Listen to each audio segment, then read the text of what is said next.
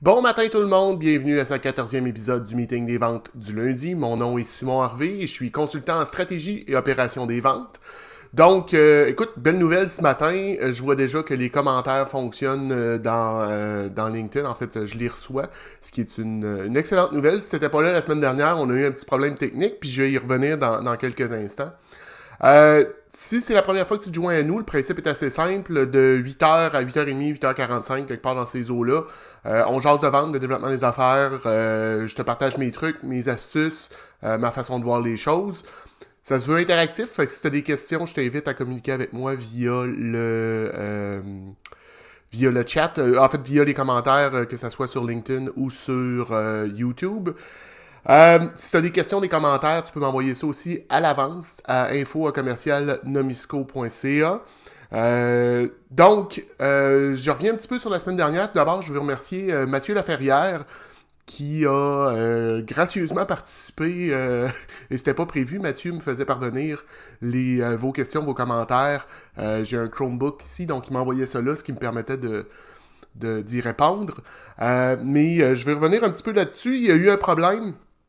Et le problème, en fait, j'ai un paquet de problèmes de ce temps-là avec ma connectivité, mon Internet, il faut que je revoie un petit peu comment ça fonctionne. Mais comme vous savez, la plateforme qu'on aime tous, LinkedIn, a certains problèmes de compatibilité avec des logiciels ou des plateformes externes. Puis c'est un petit peu ce qui s'est passé la semaine dernière, mais je veux juste vous montrer qu'est-ce que j'ai eu. Donc, moi, mon live est de 8h à, comme je disais, 8h, 8h45 le lundi matin. Lundi soir, j'ai reçu le courriel suivant. Donc, Gage from StreamYard. Gage est un des deux cofondateurs de la plateforme. Je vais me mettre comme ça va peut-être être plus facile pour lui. Donc, ça dit en gros, dans les derniers jours, les streams vers LinkedIn recevaient pas les commentaires à l'intérieur du studio StreamYard. On t'envoie ce courriel-là parce que selon nos logs, tu as été live pendant cette période-là. On veut juste te laisser savoir que c'était un problème temporaire et que ça a été résolu. Désolé pour le problème, blablabla. Bla, bla.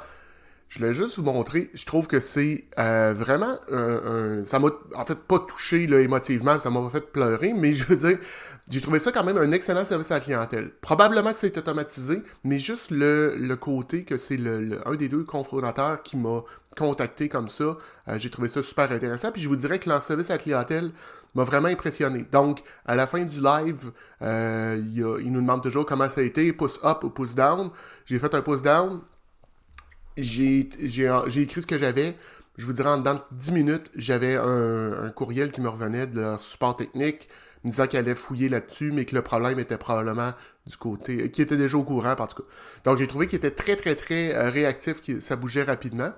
D'ailleurs, le service à la clientèle de StreamYard est assez impressionnant aussi parce que Gage et Dan, les deux cofondateurs, font ce qu'ils appellent un town hall meeting tous les dimanches 9h heure du Québec, 6h heure de la Californie, pour où est-ce qu'ils prennent des questions, parlent un petit peu du roadmap, ces choses-là. Donc, c'est ce que je voulais vous partager. J'ai eu aussi de l'aide des gens qui écoutent le show. Je pense à Alex, je pense à Loïc, qui sont des gars un peu plus geeks que moi même, qui sont allés plus loin, qui ont fait des recherches. En plus du problème avec LinkedIn, il semble que dans le fond, ça ici, l'adresse en noir que vous voyez, là, 104 18 27 80 78, je crois, ça, c'est l'adresse IP de StreamYard. J'ai fait un test, comme vous voyez, un peu partout dans le monde, Hong Kong, Amsterdam, San Diego, New Delhi. La seule place dans le monde où est-ce que j'ai eu du rouge, c'est Montréal. Et bien évidemment, on passe par Montréal pour aller vers ces choses-là. Donc, c'est ce que je voulais jaser avec vous ce matin, vous mettre un petit peu en contexte. Et on va reprendre le concours de la semaine dernière. Donc, si vous vous rappelez, mon cher compétiteur Dave Cameron a gagné il y a quelques semaines 1 heure de coaching avec moi. Puis bon, on s'est jasé, Dave et moi, et on a décidé, en fait, il a décidé de le remettre en jeu. Donc, ce que je vous demande de faire, c'est de mettre le lien, de taper compétiteur dans les commentaires. Et moi, ce que je vais faire à la fin du show, je vais prendre ça et on va faire le tirage. Dans le fond, c'est encore là, via StreamYard. C'est un outil qu'ils nous fournissent gratuitement. Ils ramassent les hashtags et on fait le tirage à partir de là. Donc, aujourd'hui, cette semaine, on parle des outils. Les outils de base, les outils un peu plus techno. Je rentrerai pas dans les détails de chacun de ces outils-là. Je ferai pas non plus une revue de chacun des outils, mais juste vous donner un petit peu là, les choses qu'on devrait avoir en place quand on fait de la vente, du développement des affaires, qu'on soit au début de notre parcours ou qu'on soit un vétéran, des choses qu'on doit mettre en place. Donc, je vais vous partager. Comme vous savez, moi, je suis un gars d'outils, je suis un gars de listes et ainsi de suite. Donc, je me suis créé une liste justement pour nous aider avec le développement des affaires pour des outils de base, excusez-moi. Donc, la première chose que je me dis quand on fait de la vente, quand on fait du développement des affaires, je pense que j'ai pas besoin de vous le dire, là, mais d'avoir un cellulaire avec des données, je pense que c'est la base de la base de la base. On peut plus faire de business aujourd'hui si on n'a pas ce genre d'outils-là avec nous. La deuxième chose va aussi avec le 3, un nom de domaine puis un email pro. En fait, un nom de domaine, vous pouvez acheter ça relativement... c'est relativement peu dispendieux, là. Moi, j'utilise beaucoup Google pour acheter les miens et on parle de à peu près 17$ par mois. Fait qu'il n'y a pas personne qui va se ruiner là-dessus.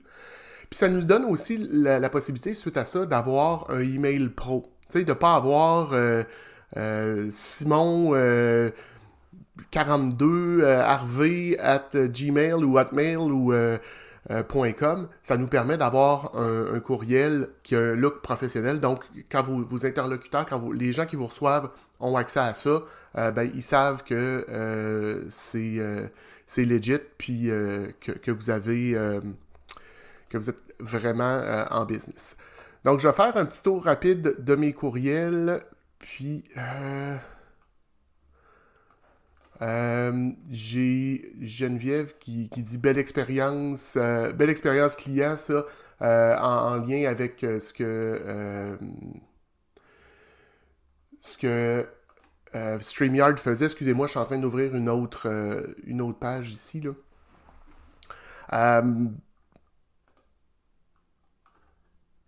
Ensuite, j'ai Ariane qui dit ça nous prend tellement de temps d'obtenir notre licence LinkedIn Live. C'est bien de savoir qu'il y a un bon suivi en arrière. En fait, le suivi, Ariane ne venait pas de LinkedIn. LinkedIn est a une réputation de ne pas avoir un service à la clientèle extraordinaire. C'est vraiment du côté de StreamYard, la plateforme que j'utilise moi pour faire mes lives, que j'ai eu le service à la clientèle. Pour être franc, je n'ai jamais contacté le service à la clientèle de LinkedIn. Je suis pas certain du résultat pour être bien franc avec toi. Ensuite de ça, j'ai... Bon, donc ça fait un petit peu le tour de ce qu'on a ce matin pour les commentaires. Ensuite de ça, pour revenir un peu, le courriel, je pense que ça donne vraiment une idée, ça donne une image beaucoup plus professionnelle si vous utilisez un courriel avec un nom de domaine attaché. Donc, on évite le plus possible les Gmail, les Hotmail, ces choses-là, les Outlook, les Yahoo, toutes les plateformes gratuites que vous pouvez avoir. On essaie d'éviter ça le plus possible pour éviter, pour donner une meilleure impression à notre client. Troisième chose, c'est d'avoir un outil de suivi. Ça peut être un CRM, puis tu sais, des CRM, il en existe plusieurs. On peut penser à des choses comme Zoho, comme Monday, il y a Pipedrive, il y a HubSpot. Au Québec, on a des choses comme Centrix One, on a des outils comme Colabox. Donc, l'important, c'est d'avoir un endroit où est-ce qu'on peut déposer ses notes, garder une trace de quand est-ce qu'on doit relancer un client, quand est-ce qu'on doit lui parler. Qu'est-ce qu'on a à faire, où il est rendu dans son cycle d'achat, dans son parcours d'achat. Donc, d'avoir un outil qui nous permet vraiment de mettre toutes nos données en place, d'avoir une idée aussi de la valeur de ces deals-là qui sont en progression. Il y a des outils qui sont gratuits. Il y en a beaucoup qui offrent, mettons, une version gratuite, un freeware, où est-ce qu'on n'a pas accès à tous les bénéfices, à toutes les particularités du software, mais il y a aussi, vous pouvez, si vous commencez, avant même d'aller de ce côté-là, monter quelque chose en Excel, en Google Sheet, en LibreOffice, en Numbers, il y a un paquet de choses comme ça qui sont importantes. Puis d'ailleurs, ça m'amène à un point un peu plus bas, là, mais qui est les outils de bureautique. Je pense que c'est nécessaire aujourd'hui d'avoir quelque chose, là, d'être au moins un peu à l'aise avec ce genre d'outils-là, d'être capable de créer des documents Word, de créer des documents Excel, et on va même pas du côté de PowerPoint, parce qu'il y a d'autres outils aussi qui peuvent être utilisés de ce côté-là. Moi, j'ai utilisé Pitch, j'utilise beaucoup Canva pour faire mes présentations, mais il y en a un paquet qui existe. Donc, suite au CRM, j'aime aussi avoir personnellement un outil de notes. Donc, moi, je prends beaucoup de notes quand je fais des rencontres, quand je parle avec des clients, quand je réfléchis, je note. J'ai un Rocketbook, j'ai un pad papier, là, un bon vieux pad papier comme ça ici, ligné. Mais c'est bien le papier, sauf que c'est difficile de garder ça puis d'y avoir référence plus tard dans le temps. Donc, c'est là qu'un outil de notes vient intéressant. Moi, personnellement, j'utilise Evernote. Je vous en ai déjà parlé, j'en ai déjà parlé dans plusieurs posts, mais il y en existe d'autres, que ça soit OneNote qui vient avec toute la suite Office, Notion qui semble très très bien, un outil qui semble puissant, que j'ai pas utilisé beaucoup, là, ce que j'ai vu par contre me plaisait. Il y a aussi Joplin. Joplin est un open source. Open source, donc c'est-à-dire que c'est des contributeurs qui sont pas rémunérés. Donc, l'outil est gratuit, un peu comme moi, j'utilise Linux comme système d'exploitation, qui est aussi en open source. Donc, ça nous permet de faire des modifications aussi au sein du code. Comme vous voyez, il y en a plusieurs. Puis là, c'est juste ceux que j'ai mis. Il y a Apple Notes, il en sort, je vous dirais, pratiquement toutes les semaines des outils de notes. Google Notes aussi. L'important, c'est d'avoir un endroit où est-ce que vous pouvez déposer vos notes manuscrites, vos notes, vos petits flashs, vos idées de génie, les choses qui arrivent rapidement, mettre ça là. Ensuite de ça, un outil de prise de rendez-vous, puis on pourra en reparler dans un autre si ça vous intéresse.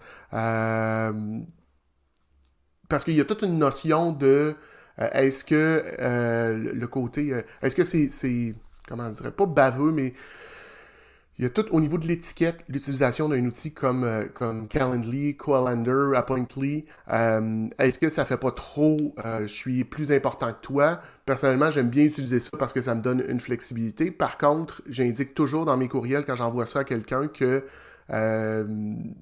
s'il n'y a rien qui fait son affaire dans cette période-là, de me faire signe, puis on verra pour trouver un autre moment. Parce que ça se peut que moi, mes plages horaires ne conviennent pas. Je vais dire, par exemple, à Ariane ou à France. C'est des choses qui sont possibles. Ensuite de ça, un espace dans le cloud. Parce que aujourd'hui, on peut avoir... C'est agréable d'avoir accès à ces données un peu partout. Il y a Google Drive, quand vous créez un compte avec Google.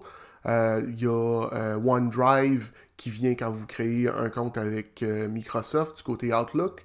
Il y a aussi Dropbox, que je pense qu'un peu tout le monde connaît.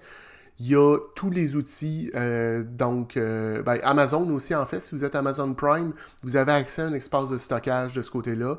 Excusez-moi, pas Google, mais Apple offre aussi ce genre de produit-là. Donc, d'avoir quelque chose où est-ce que vous pouvez aller déposer vos documents.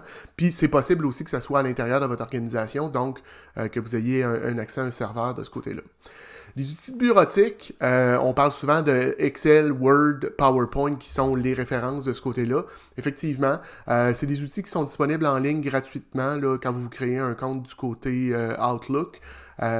Puis j'ai oublié de le mentionner tout à l'heure quand on parlait des courriels, là, mais c'est possible de se créer gratuitement avec Outlook une adresse professionnelle. Donc, d'avoir, mettons, simon@commercialnomisco.ca qui passe par Outlook, c'est tout à fait possible et ça peut fonctionner.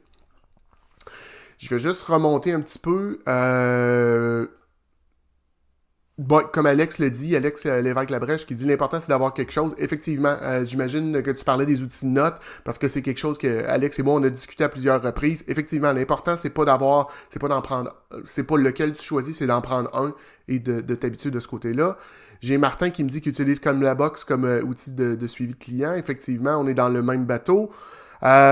J'ai Martin qui revient, qui dit pour faire de la veille sur le web et avoir un répertoire d'articles pertinents pour référence, effectivement.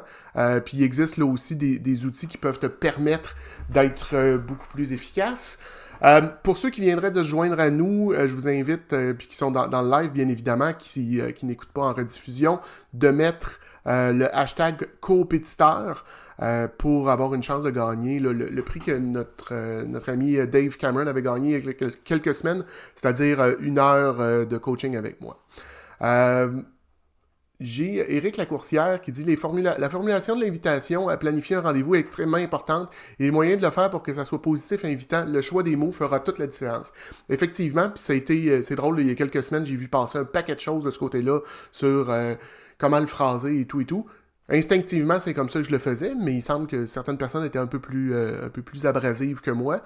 Content de voir, Éric, qu'on est dans le même côté. J'ai Loïc qui dit par rapport, mais juste ça, te laisse savoir que LinkedIn sur cellulaire et sur mon PC n'affiche pas les mêmes commentaires. Alors, juste pour être sûr, je vais remettre compétiteur depuis le PC. Écoute, je parlais avec Mathieu Chevalier la semaine dernière, puis on se disait que tabarnouche qu'il faut l'aimer, cette plateforme-là, pour être dessus. L'expérience, le UX, l'expérience utilisateur est parfois difficile, pour ne pas dire autre chose. Donc, si on continue, des outils bureautiques, que vous ayez accès à Microsoft Office, Google Suite qui sont dans le cloud. Il y a aussi LibreOffice qui est encore là en open source, tout à fait gratuit, un outil très similaire à ce qu'on va voir du côté de Microsoft, qui était développé. En fait, c'est un outil qui existe depuis une dizaine d'années facilement. Donc, si vous n'avez pas le goût de payer pour un outil comme Google Suite ou Microsoft, ben LibreOffice est une alternative pour vous. 2 ou 3 KPI, des leads, des lags, sans rentrer là-dedans, j'en ai déjà parlé dans les épisodes précédents. Donc,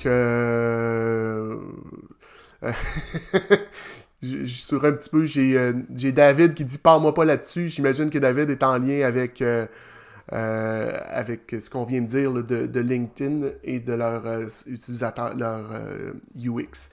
Donc, 2 ou 3 KPI, pas plus que ça. L'important quand on fait du développement des affaires, c'est de savoir où est-ce qu'on s'en va. Donc, c'est quoi notre objectif? Qu'est-ce qu'on veut atteindre? Puis, 1 ou 2 KPI qui vont nous permettre d'atteindre cet objectif-là. D'avoir un LinkedIn à jour, et ça, David pourrait faire un live juste là-dessus, mais assurez-vous que votre LinkedIn reflète où vous êtes aujourd'hui si vous faites du développement des affaires. Vous m'approchez, première chose que je vais faire, je vais aller voir votre LinkedIn. Si tu veux me parler de, je sais pas, de développement web, de marketing web, puis que ce que je vois, c'est que ça concorde pas, ben ça va me donner l'impression que tu manques un petit peu de professionnalisme. Et probablement que j'irai pas plus loin dans le processus avec toi de ce côté-là. Un outil de design graphique, même si vous n'êtes pas graphiste, c'est pas mon cas. J'ai des gens dans mon réseau qui font ça, mais ça peut vous aider pour monter quelque chose. La liste que je vous avais là, que vous voyez en arrière-plan, c'est quelque chose que j'ai monté via Canva. Ça peut vous aider pour tout ce qui est votre marketing, vos publications sur le web, faire vos présentations. Donc, Canva, Designer, il y a Photopea dont j'ai parlé il y a déjà quelques semaines. J'ai mis aussi un compte Zoom. Je pense que je ne devrais pas avoir besoin d'en parler. On est rendu en 2022. Ça va faire 2 ans qu'on est pratiquement tous en télétravail d'un moment ou un autre. D'avoir un compte Zoom, de savoir l'utiliser à la base, de comprendre un petit peu la base de Zoom. D'ailleurs, on parlait un petit peu de ça la semaine dernière avec Mathieu Chevalier, mais comment vous framer pour que ça soit pas trop difficile. Donc, laissez de l'espace au-dessus de votre tête un petit peu. Organisez-vous pour que le background soit pas trop chargé. On met ça le plus de base possible.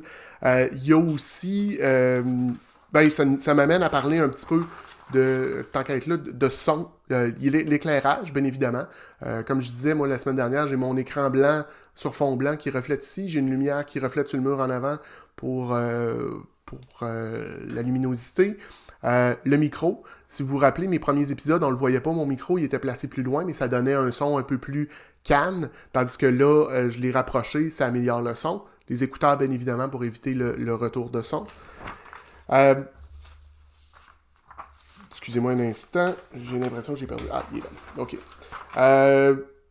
Il y a aussi un autre effet, puis si je me souviens bien, c'est la première fois que j'ai entendu Manuel Constant, qui est synergologue, parler dans un événement.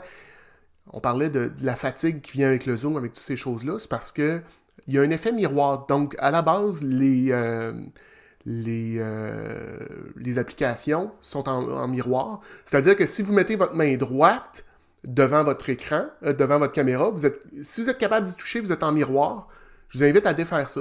Ça fatigue beaucoup les gens. C'est difficile parce que ça envoie des messages contradictoires dans le non-verbal et ça nous complique la vie. Ça fatigue beaucoup. Donc, juste d'utiliser ça. J'ai découvert aussi une nouvelle application un peu similaire à Zoom qui s'appelle Butter, comme du beurre en anglais. Vous pouvez aller voir de ce côté-là. Donc, ça fait un peu le tour de ce que j'avais comme outil dans ma liste. Il y en a d'autres aussi qui s'ajoutent, qui sont peut-être moins de base, mais qui peuvent faire quelque chose d'intéressant. Donc, on parle de Publer pour automatiser vos publications sur les réseaux sociaux. La semaine dernière, on a parlé avec Mathieu, puis c'est un petit peu ce qui m'a amené à faire ce show-là aujourd'hui, mais de Vidyard, de Loom. J'ai découvert aussi Berrycast, qui est une application québécoise. Encore là, c'est super important. La première chose sur laquelle vous devez travailler, c'est le son. Ensuite de ça, c'est la caméra. Donc, si vous avez à investir dans un premier temps, investissez dans un micro, quelque chose de bien. Vous n'êtes pas obligé de payer 600$. Il y a des choses très, très intéressantes. Comme celui-là vaut à peu près, c'est 60-70$ pour le snowball. Avec le bras ici, c'est peut-être une vingtaine de dollars aussi. Donc, en tout et partout, là, pour 100$, vous pouvez facilement vous en tirer. Dans un autre temps aussi, là on parle d'outils, ces choses-là s'accumulent vite parce que c'est souvent des petits montants, on parle de 8$ par mois, 5$ par mois, 10$ par mois, 20$ par mois. Quand vous les mettez tous ensemble, ben, ça peut venir qu'à monter rapidement. Donc c'est important de toujours réfléchir, est-ce que j'en ai vraiment besoin? Est-ce que je vais m'en servir aujourd'hui ou dans un moment rapproché? Est-ce que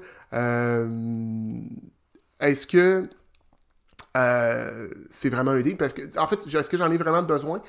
Parce que c'est facile d'acheter des choses puis de l'oublier. Puis là, ben, on se ramasse qu'on a des applications puis on a des abonnements qui passent.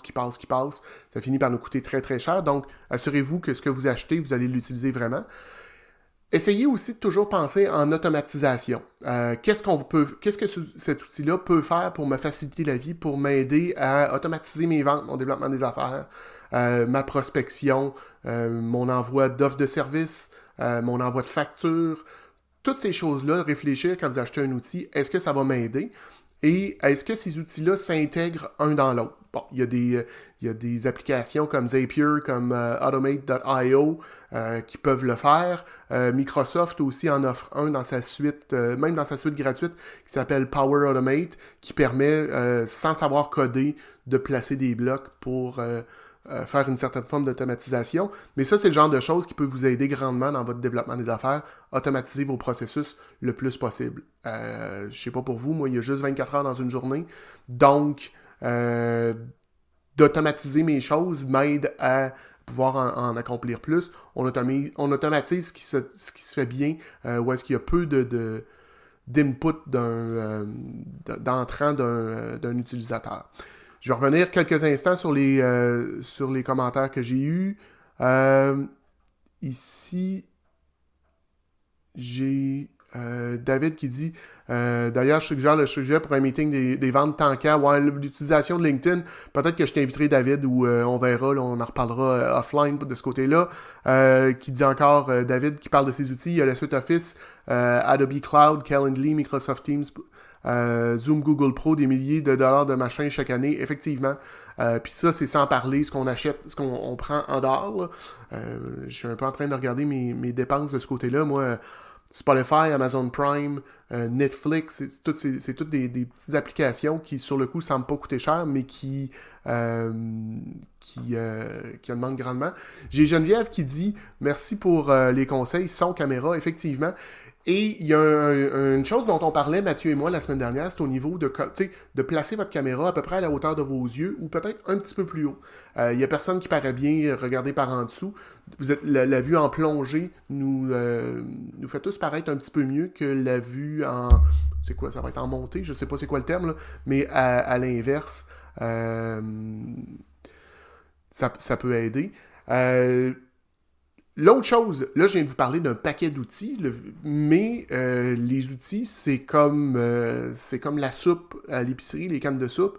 Ça se peut que tu aimes la Lipton, ça se peut que tu aimes la Campbell, ça se peut que tu aimes le No Name. Écoute, il y en a pour tous les goûts. Il existe des sites comme qui s'appellent alternative.to, donc Alternative2. Qui permet de voir des produits comparables aux outils qu'on utilise. Donc, c'est alternative2.net, excusez-moi. Je vais le mettre... Écoute, on va aller le partager, puis je vais vous montrer de quoi ça a l'air immédiatement. Donc, vous voyez mon écran. Si on fait, je sais pas, on va y aller avec un petit facile. Microsoft Excel, il y a 94 alternatives pour ce truc-là. Donc, je l'ai mis, je descends. Ça nous dit les filtres populaires, ça nous explique un petit peu c'est quoi le produit. Ensuite de ça, ici, c'est chacun des LibreOffice dont je vous parlais tout à l'heure, Google Drive, Sheet, après ça, Apache OpenOffice, GNumeric, il y en a un paquet qui peuvent vous aider. Donc, c'est un outil qui peut être pratique de votre côté pour trouver des alternatives au... Ah, ok. J'ai Sébastien qui vient de... C'est en contre-plongée. Merci Sébastien. Je vais me coucher beaucoup moins niaiseux ce soir. J'ai Geneviève Carrier qui me dit « J'aime bien Jamboard aussi pour les brainstorms d'idées. » Effectivement, si je ne me trompe pas, Geneviève, Jamboard, c'est un produit qui est offert par Google. Ensuite, j'ai Jeff Maheu qui dit d'ailleurs, lorsque vous achetez un laptop, prenez garde de vérifier si votre caméra est située dans le haut de votre écran et non dans le bas. Ma caméra dans le bas montre mon double menton. Effectivement, puis je sais pas pour toi, Jeff, là, mais on dirait que la COVID a eu cet effet-là aussi. Moi, j'en ai quelques-uns qui semblent avoir poussé. D'où la barbe. Non, c'est une blague. Donc, c'est un petit peu ça. Pensez automatisation. Pensez, est-ce que vous en avez réellement besoin? Est-ce que c'est réellement quelque chose qui est utile? Est-ce que vous avez besoin de ces choses-là? Je vais revenir ici. Donc, donnez-moi un petit instant. Je pensais l'avoir créé. Ah, tabarnouche. Ah, et vous allez me trouver cabochon. Tous ceux qui ont mis le hashtag compétiteur, faut recommencer. Là, c'est vraiment, en bon français, c'est une erreur du pitcher. J'ai oublié de créer l'outil qui permet de capter les commentaires. Donc, celle-là est vraiment, vraiment, vraiment de ma faute. Ce n'est pas de la faute de LinkedIn, ce n'est pas de la faute de StreamYard, c'est 100% de la faute de Simon. Probablement que c'est un manque de café ou quoi que ce soit. Donc, tous ceux qui l'ont mis depuis une demi-heure, je vous demande, s'il vous plaît, de retaper hashtag compétiteur pour une xème fois, parce que je sais qu'il y en a plusieurs d'entre vous qui l'avaient placé la semaine dernière en plus. Je sais pas quoi dire. C'est des choses qui arrivent, les joies du direct, et ainsi de suite. Donc, si on revient un petit peu sur les outils, je ne sais pas si, en plus de ça, si vous avez des outils de votre côté que vous aimeriez utiliser, que vous utilisez souvent. On a Geneviève qui a parlé de Jamboard. On a... qu'est-ce qu'on a eu d'autre comme outils qui ont été discutés? Donnez-moi un instant.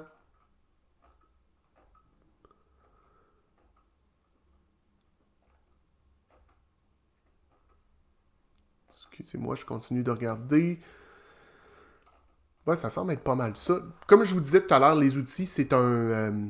il y en a plusieurs, il y en a de toutes les sortes, il en sort des nouveaux à tous les jours. C'est aussi de réfléchir quand vous achetez un outil, est-ce qu'il y a une... est-ce que cet outil-là, je vais avoir accès à mes données? Est-ce que mes données m'appartiennent? Surtout si vous utilisez quelque chose comme un CRM ou un outil de notes. Si jamais cet outil-là se plante, ferme, est vendu, n'existe plus demain matin, est-ce qu'il y a une façon pour moi de retirer mes données et de les replacer ailleurs? Parce que ça peut être un enjeu. Oui, il y a tout l'enjeu de sécurité, de cyber, de hacking, des données qui sont compromises, mais est-ce que ultimement ces données-là m'appartiennent, puis est-ce que je peux faire ce que je veux avec? On prend Evernote, il y a eu l'année dernière un peu de grogne auprès des utilisateurs parce qu'il y avait enlevé la possibilité d'exporter en batch toutes les notes en PDF pour pouvoir les réimporter ailleurs. Ça a été corrigé, mais c'est le genre de choses qui est important à penser quand on achète un outil, quand on utilise un outil. Est-ce que les données, je peux facilement les sortir et les réutiliser ailleurs ou je suis pris à l'intérieur de cet écosystème-là à vie pour toujours? Donc, ouais, j'ai Loïc qui me dit un outil de rappel, genre lance ton comptage de hashtag. Effectivement, Loïc, faudrait peut-être que je mette ça en place. L'outil de capture, oui, ok, David, ça vient avec StreamYard, c'est streamyard.com/giveaway. Puis ça te permet de faire un truc, tu vois, c'est le genre de choses que Gage et Dan de StreamYard parlent dans leur Town Hall meeting tous les dimanches soirs. Donc, j'ai Alex qui me parle de Discord. Il reste une plateforme où il est possible d'avoir des conversations audio-vidéo et qui n'est pas limité aux 45 minutes de Zoom. Écoute, j'ai entendu beaucoup de choses sur... que ça soit Discord et Slack, je connais, mais j'ai pas eu beaucoup d'expérience de ce côté-là. Fait que, Alex, si tu veux venir nous en parler éventuellement, ça va me faire plaisir de t'avoir sur le show. J'ai... je vais garder son prix. Non, écoute, j'ai quand même des entrées de ce côté-là. On va laisser encore une minute ou deux pour les gens qui voudraient remettre le hashtag coopétiteur. Ouais. Tous ces produits, j'en perds mon latin, effectivement, il y en a. Moi, je suis un gars outil, j'aime ça, j'aime ce genre de choses-là. J'ai découvert, en fait, faut souvent que je me parle puis que je dise, Simon, t'en as pas vraiment besoin. Ça semble super le fun, mais rajoute-en pas. Parce que il y en a des gratuits, il y en a des payants. Ça peut finir par être mêlant. Puis, qu'est-ce que j'utilise pour faire quoi? Comme vous voyez, j'ai tendance des fois à être... ça m'arrive d'être mêlé. Donc, si j'ai trop d'outils, ben ça me crée de la confusion. J'ai K-Meet, je ne l'ai pas essayé, mais c'est gratuit. Il y en a effectivement un paquet. On parlait tantôt d'effet miroir dans les choses. J'aime beaucoup moins Google Meet. C'est un produit Google, j'aime bien Google. Par contre, j'ai pas la possibilité d'enlever le miroir, ce qui fait que je trouve ça franchement désagréable. Donc, je vais faire le tirage à ce point-ci. Donc, on y va, on pèse sur le draw. Qui va gagner?